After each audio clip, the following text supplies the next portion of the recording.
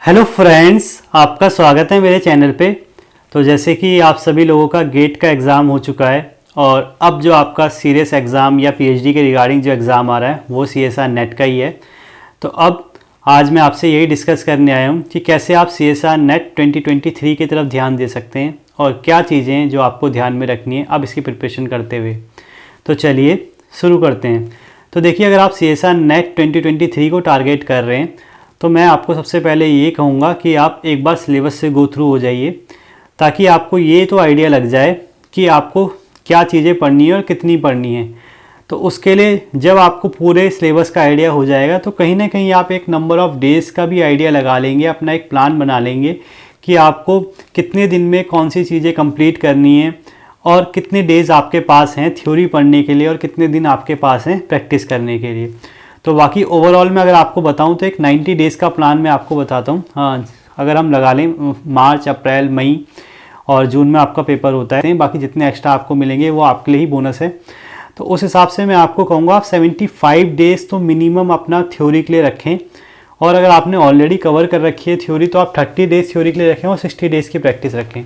और बाकी अगर आपने थ्योरी नहीं कवर करी है तो 75 डेज़ आप थ्योरी के लिए रखें और 15 डेज़ आप प्रैक्टिस के लिए रखें।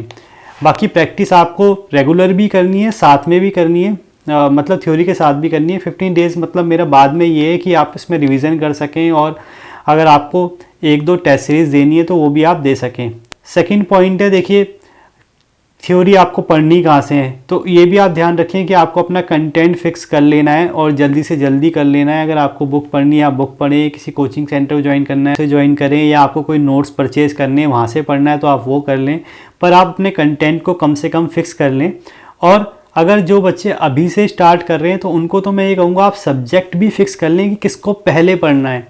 क्योंकि देखिए सीएसआर नेट में क्या है, आप देखेंगे ऑर्गेनिक काफ़ी कॉम्प्लेक्स ओरिएंटेड आती है, मतलब इसके जो क्वेश्चन होते हैं काफ़ी कॉम्प्लेक्स होते हैं और सॉल्व करना थोड़ा मुश्किल होता है। तो इसलिए मैं कहूँगा इसमें अगर आप ज़्यादा टाइम देंगे और बाद में भी नहीं कर पाएंगे तो कहीं ना कहीं आपको दो नुकसान होंगे। एक तो आप दूसरे सब्जेक्ट का भी टाइम गवा देते हैं और एक एग्ज़ाम में आप मार्क्स भी गवा देते हैं।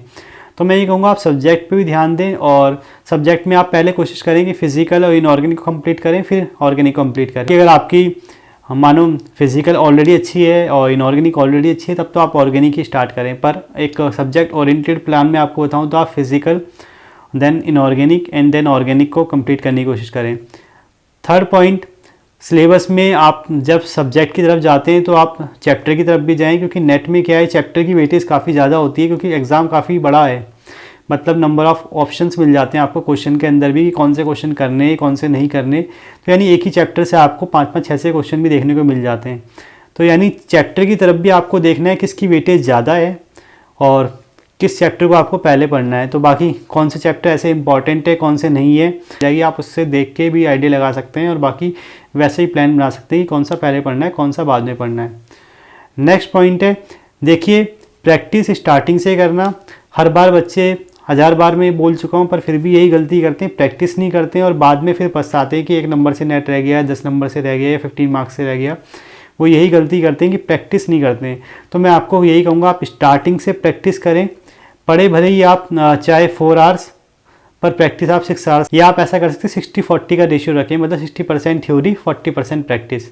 और कोशिश करें कि आपके PYQ और थ्योरी के दौरान ही कवर हो जाएं सारे, ताकि आपको एक जनरल आइडिया पूरा लग जाए कि एग्ज़ाम कैसा आता है और किस टाइप के क्वेश्चन पूछे जाते हैं।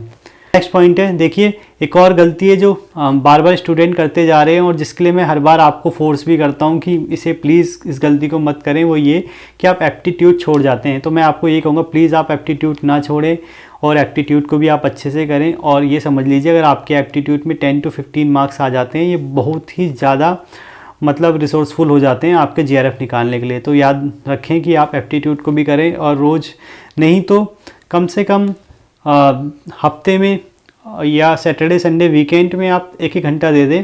और रोज़ देना चाहते हैं तो आप आधा घंटा दे सकते हैं या 20 से 25 मिनट दे सकते हैं। 60 डेज़ भी अगर आप ये काम करेंगे तो आराम से आपका एप्टीट्यूड कवर हो जाएगा और इतना हो जाएगा कि आपके 10 to 15 मार्क्स आ जाएंगे और ये बहुत ज़्यादा होते हैं नेट के एग्ज़ाम में।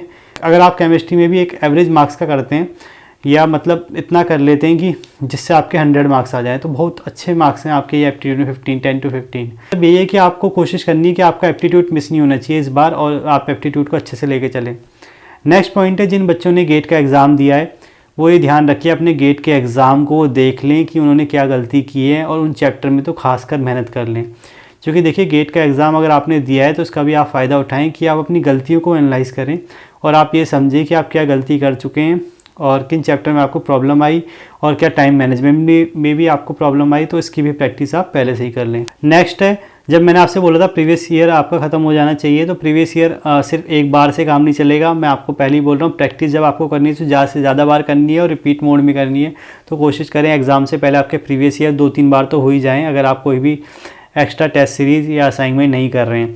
बाकी अगर आप असाइनमेंट कर रहे हैं तो आप एक बार भी PVQ करेंगे तो बहुत है, पर अपने असाइनमेंट 2-3 बार रिपीट करें, और टेस्ट सीरीज आप दे रहे हैं तो बहुत अच्छा होएगा, और मेरे को लगता है ज़्यादा ही फ़ायदेमंद है आपके लिए। नेक्स्ट है, आप पूछते हैं सिलेबस कैसे कवर करें रोज़। अगर आप MSc कर रहे हैं या मतलब आपने ड्रॉप आउट किया हुआ है तो मतलब कितने लेक्चर एक दिन में लें, तो देखिए उनके रिगार्डिंग मैंने ऑलरेडी वीडियो बना रखी है कहीं, और कैसे आपको सिलेबस कवर करना है अगर आप MSc कर रहे हैं या अगर आपने ड्रॉप आउट किया हुआ है, तो उसके जो वीडियो है उनका लिंक मैं आपको डिस्क्रिप्शन बॉक्स में दे दूंगा, और चाहे आप आई बटन से भी देख सकते हैं, और वीडियो के एंड में भी आपको वीडियो देखने को मिल जाएंगी, तो आप उन वीडियो को देख सकते हैं ताकि आपको थोड़ा बहुत आइडिया हो जाए कि क्या आपका स्टडी प्लान रहना चाहिए।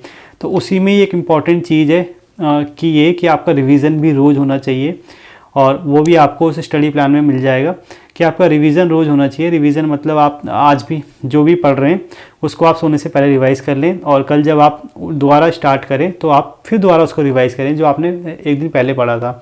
और ऐसे वीकली भी आपको रिवाइज़ करना है, ऐसे ही मंथली आपको रिवाइज़ करना है। तो यानी आपकी डेली, वीकली, मंथली साइकिल चलनी चाहिए रिवीजन की, तभी जाके आपका नेट JRF अच्छे से अच्छे रैंक से होगा।